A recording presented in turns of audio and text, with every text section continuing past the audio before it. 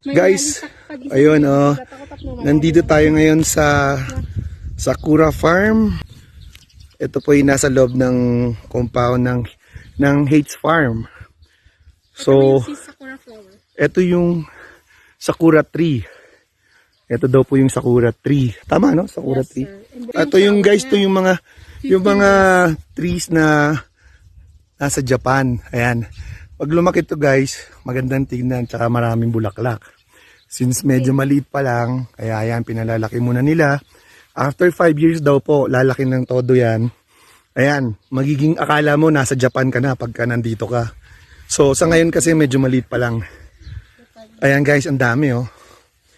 So project to ng Japan, ng mga Japanese government. Ayan, ayan oh, Sakura. Ayan guys, medyo maliliit pa kasi yung mga sakura trees.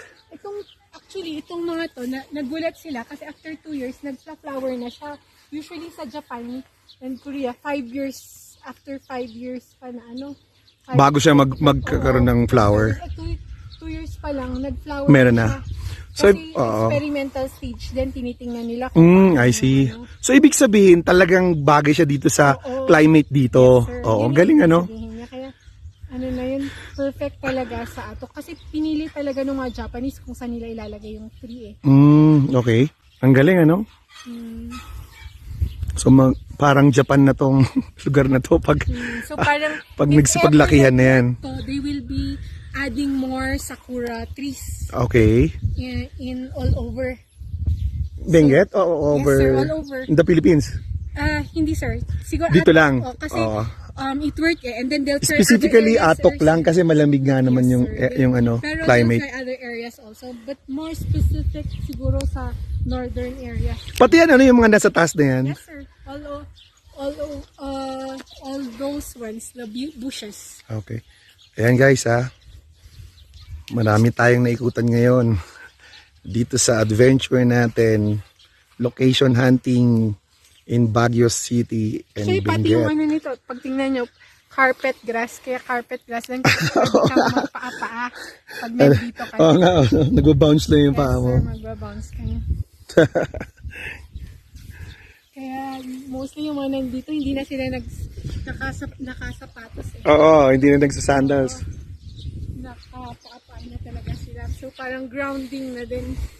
And guys, puntahan natin ang bagong tinatayong Sakura Farm dito sa Benguet, particularly dito sa May Atok at sa loob ng compound ng Hates Farm. So guys, ayan, lipat ulit tayo sa ibang location guys. Samahan nyo kami.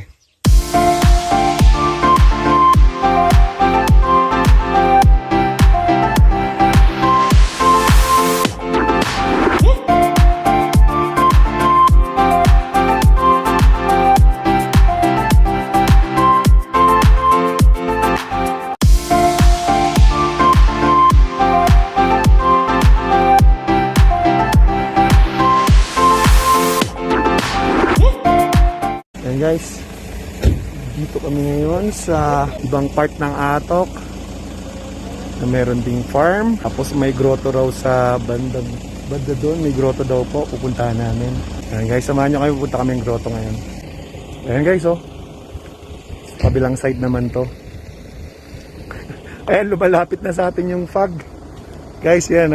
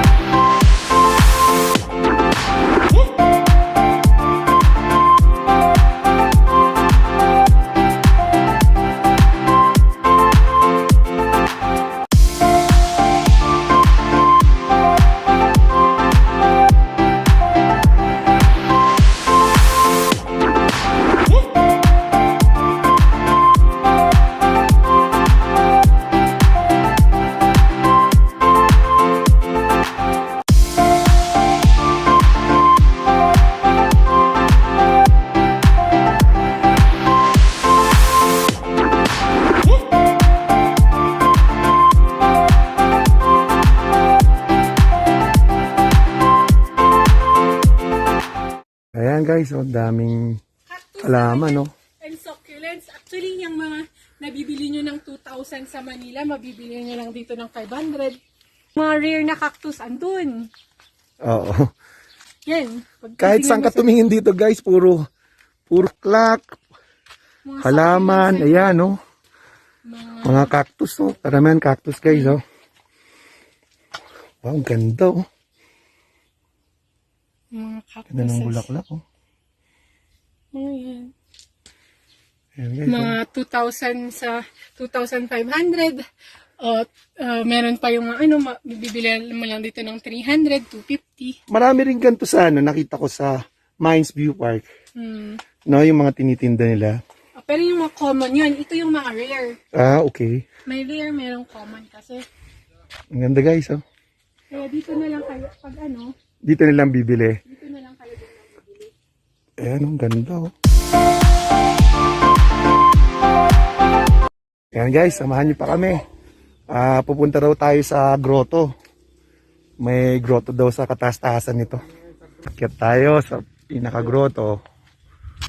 Ayan, medyo mataas-taas pa.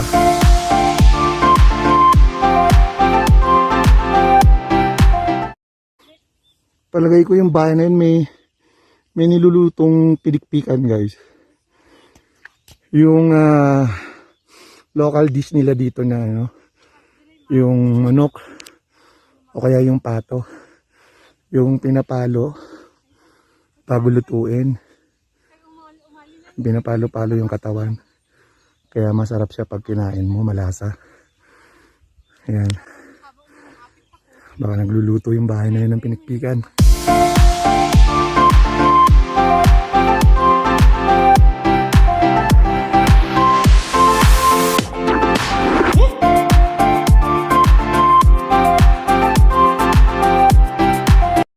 Ayan guys, andito na tayo ngayon sa pinakatuktok, no?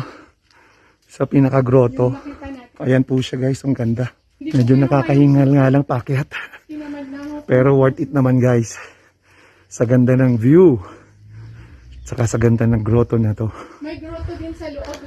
Yun yung pinupuntahan. may cave. nila. O kasi pag tumama yung light na Oo. pag kasi ang ganda. Ayan guys, oh, merong cave kaso may gate nga lang. Guys, oh, ganda.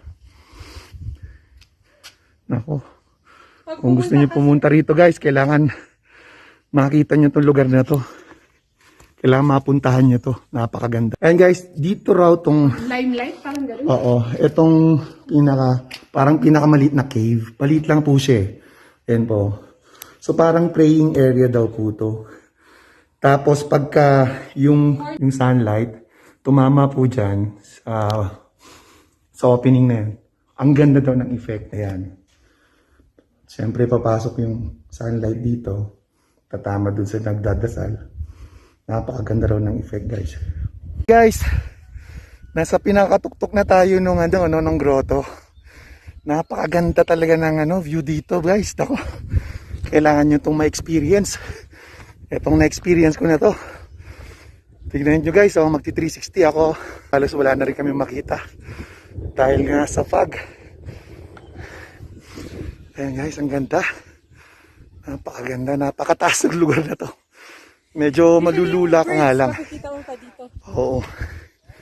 Ayan guys, yung fog kung nakikita nyo. Ayan, halos natatakpan na kami ng fog. Ayan. Ganda. Wow. Kakaiba ang feelings pag nakakit ka sa pinakatuktok. Ayan si madam, hindi nalulula oh. Ayan, taga rito siya guys, si Michelle. Please come to the Cordilleras. Ayan po. Siya po yung aming guide dito guys. Ang ganda ng lugar. Wala akong masabi. At napakalamig pati. Ang lamig ng hangin dito. Kakaiba. Parang naka-aircon yung buong yung buong lugar. Anong brand ba ng aircon yung ginamit dito? Tsaka ilang horsepower.